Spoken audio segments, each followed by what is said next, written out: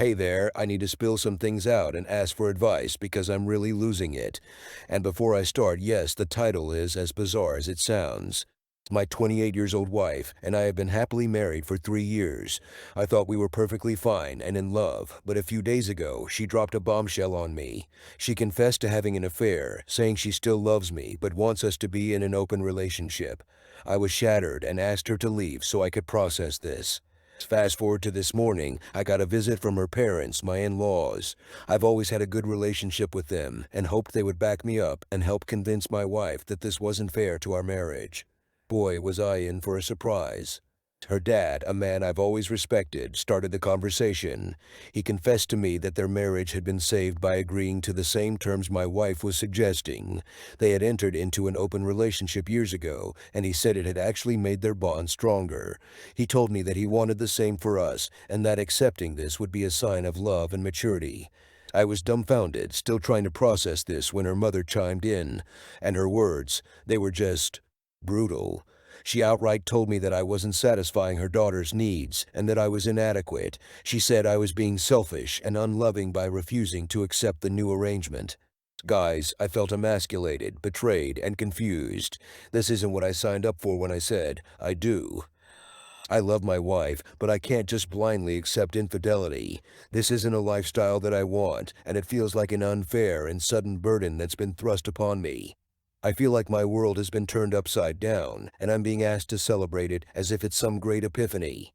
Today, I got a surprise visit from my mother, accompanied by my mother-in-law. They walked in, and I could feel an ominous atmosphere settle. My mother, usually a jovial and loving woman, had a stern expression. "Son," she began, her tone firm yet gentle, "we've been discussing your situation." "Yeah, I've noticed," I replied, crossing my arms. "What's your take, Mom?" She shared a glance with my mother-in-law, then sighed. "I believe it might be best if you considered the arrangement your wife is suggesting." I was stunned. "You're on their side? Why?" "Well," she paused, "I've always been concerned that maybe you wouldn't be able to satisfy your wife due to your physical inadequacy." My mouth fell open. Here was my mother, the woman who raised me, echoing my mother-in-law's cruel words. I felt a rush of betrayal, sadness, and embarrassment. I asked them both to leave, needing some time alone. Feeling like my world was spinning, I called my father. We weren't the closest, but he'd always been straightforward and honest with me. I quickly explained the situation. "Jesus," he grunted over the phone, "your mother said that. I can't believe it. Actually, I can." His words took me by surprise. "What do you mean, Dad?" "I'm not shocked she's supporting this. Your mother, she wasn't the most faithful wife herself. It's a big part of why we got divorced when you moved out." The revelations didn't stop. I felt like I was in a terrible dream. "We need to talk, son," he continued. "Let's get together, meet with a lawyer, and figure out how to handle this." So that's the next step. My dad and I are scheduled to meet with a lawyer. I'm scared, hurt, and utterly confused.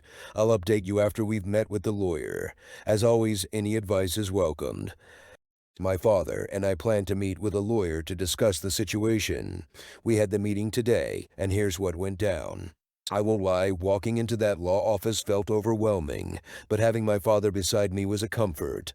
We explained everything to the lawyer, from my wife's desire for an open marriage to the insensitivity of my in-laws, and even my own mother's hurtful words. The lawyer, a composed and stern woman, listened attentively.